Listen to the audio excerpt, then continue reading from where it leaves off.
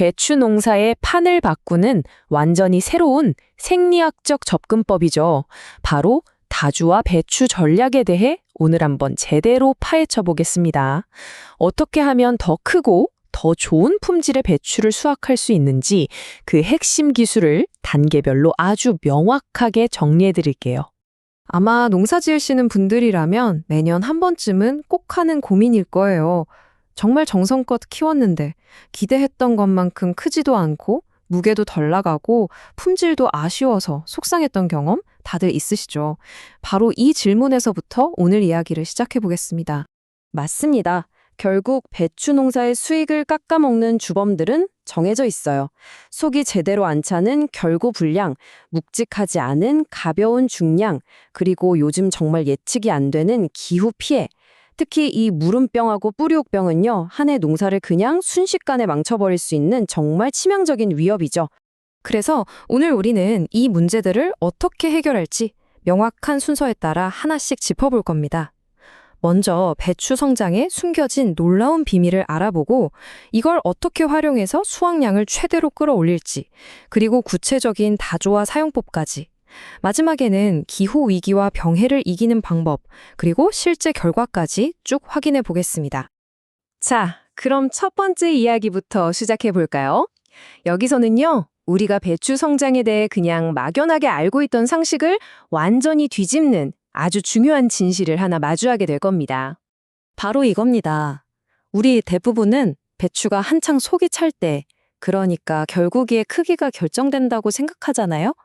그런데 진짜 중요한 건 배추가 가질 수 있는 잠재력의 70% 이상이 그보다 훨씬 이전에, 결구가 시작되기도 전에 이미 결정된다는 사실이에요.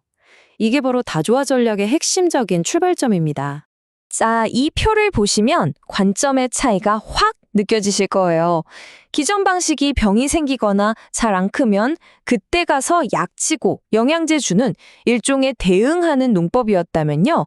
다조화 방식은 아예 처음부터 작물의 잠재력을 최대치로 끌어올리도록 설계하고 시작하는 훨씬 주도적인 농법인 셈이죠. 자, 이제 가장 실용적이면서도 핵심적인 내용입니다. 그럼 어떻게 첫날부터 완벽한 배추를 설계할 수 있는지 구체적인 단계별 가이드를 아주 자세하게 살펴보겠습니다. 다조화 전략은 배추의 평생을 총 5개의 결정적인 단계로 나눕니다. 아주 어릴 때인 육묘기, 밭에 옮겨 심고 자리 잡는 활착기, 그리고 속이 차기 시작하는 결구 초기와 중기, 마지막으로 수확을 앞둔 단계. 이 각 단계마다 정확한 처방이 들어가는 거죠. 모든 것의 시작이죠. 바로 육묘기입니다. 파종하고 7일 뒤부터 일주일 간격으로 총 3번 다조와 골드와 플러스를 섞어서 주는데요. 처음엔 10,000배로 연하게 시작해서 4,000배까지 점차 농도를 높여가며 잎에 뿌려줍니다. 목표는 단 하나, 키만 멀대같이 크는 웃자람을 막고 봄밭의 어떤 환경에서도 잘 견뎌낼 튼튼한 모종을 만드는 겁니다. 자, 이제 밭으로 이사 갔습니다. 바로 활착기인데요. 이때가 정말 중요합니다. 정식하고 5일에서 7일 사이에 골드와 플러스를 4,000배로 섞어서 연면 시비해주는 거예요. 이렇게 하면 옮겨 심기 스트레스를 확 줄여주고 뿌리가 최대한 빨리 자리를 잡아서 새순이 힘차게 팍팍 올라오도록 도와줍니다. 본잎이 한 7장에서 9장 정도 나왔을 때 이때가 바로 결구 초기입니다. 이제 농도를 2,000배로 확 높여서 골드와 플러스를 쳐주는 거죠. 이 시비가 하는 역할이 뭐냐면 광합성 효율을 최대로 끌어올리고 세포 분열을 왕성하게 만들어서 본격적으로 속을 채우기 위한 몸의 기초를 다지는 아주 결정적인 작업이라고 보시면 됩니다. 이제 배추가 눈에 띄게 쑥쑥 크는 결구 중기입니다. 이때는 한 열흘 간격으로 골드와 플러스 2,000배 혼용액을 꾸준히 뿌려주는 게 중요해요. 이게 바로 배추 무게를 폭발적으로 늘리고 밭 전체의 배추가 들쭉날쭉하지 않고 균일한 상품으로 자라게 만드는 핵심 관리 비법입니다. 마지막으로 수확하기 열흘에서 보름 전, 최종 마무리를 통해 상품 가치를 최대로 끌어올립니다. 똑같이 2,000배로 시비해서 맛의 핵심인 당도와 단단함 그리고 아삭한 식감을 완성하는 거죠.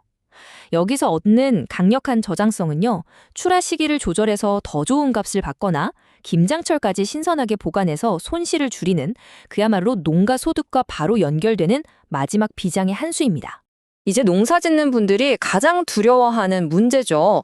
바로 기후 변화와 병해충 문제입니다. 그런데 다조화는 단순히 덩치를 키우는 걸 넘어서 이런 위협에 맞서는 아주 강력한 방패가 되어줄 수 있습니다. 여름철 고랭지 배추 농사를 망가뜨리는 살인적인 폭염, 그리고 가을 김장 배추를 위협하는 예측 불가능한 장마와 폭우. 이게 바로 우리가 피할 수 없는 현실이잖아요. 이런 극한 환경은 치명적인 병들이 번성하기에 정말 최적의 조건이 되어버립니다. 그 중에서도 가장 치명적인 게 바로 이 무름병입니다. 덥고 습할 때 그냥 순식간에 번져서 배추 조직을 흐물흐물하게 만들어버리죠. 이거 한번 돌기 시작하면 밭 전체로 번져서 수확을 아예 포기해야 할 수도 있는 정말 무서운 병입니다. 자, 바로 이럴 때 다조화 골드의 진짜 가치가 드러납니다. 이 골드는요, 배추의 세포벽 자체를 아주 물리적으로 두껍고 단단하게, 뭐랄까, 갑옷처럼 만들어주는 역할을 해요. 조직 밀도가 촘촘해지니까 무름병균이 비집고 들어올 틈을 안 주는 거죠. 고온에도 조직이 쉽게 물러 터지지 않고요. 그래서 가장 중요한 포인트, 무름병 위험이 아주 높은 고온기나 장마철에는 다른 거 섞지 말고 오직 다조화 골드만 단독으로 시비해서 배추 스스로 병을 이겨낼 힘, 그 체력을 길러주는 게 핵심입니다. 그리고 이렇게 조직을 강하게 만드는 효과는 땅속에서 올라오는 또 다른 골칫거리, 뿌리옥병을 막는데도 똑같이 효과적입니다. 왜냐하면 뿌리가 튼튼하고 조직이 치밀하면 병원균이 뿌리에 상처를 내고 침입하기가 훨씬 더 어려워지거든요. 결국 병을 막는 가장 확실한 방법은 작물 스스로 건강하고 단단해지는 것, 바로 그 근본을 만들어주는 겁니다. 자, 그럼 이제 마지막으로 이 다조화 시스템을 실제로 적용했을 때 과연 어떤 구체적인 결과가 나타나는지 그 증명된 결과들을 한번 살펴보겠습니다. 이 표를 보시면 차이가 한눈에 들어오죠? 다조화를 적용한 배추는 단순히 크고 무거운 걸 넘어서 밭 전체의 품질이 균일하고 병해에 강하고 그리고 무엇보다 오래 보관할 수 있다는 점에서 압도적인 차이를 보여줍니다. 이건 그냥 좋아지는 것 같다는 느낌이 아니라 명확한 데이터로 증명된 사실입니다. 평균적으로 배추 무게는 15에서 25%나 늘어나고 단단함은 25%, 그리고 맛을 결정하는 당도도 15%까지 올라갑니다. 이 숫자 하나하나가 전부 농가의 실질적인 소득 증가로 이어지는 거죠. 그러니까 핵심은 이겁니다. 더 많은 양의 아주 품질 좋은 배추를 생산하고 그 배추가 시장에서 더 오래 가치를 유지하게 만드는 것. 이것이 바로 다조화 전략이 추구하는 최종 목표라고 할 수 있겠습니다. 오늘 내용을 한 문장으로 요약하자면 바로 이 말이 아닐까 싶습니다.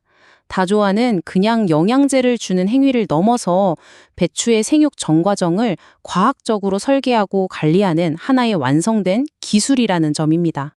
마지막으로 여러분께 이 질문을 한번 던져봅니다.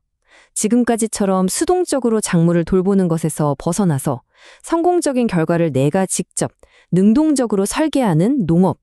만약 그렇게 될 수 있다면 여러분의 농업은 과연 어떻게 바뀔 수 있을까요? 한 번쯤 생각해 보시는 계기가 되었으면 좋겠습니다.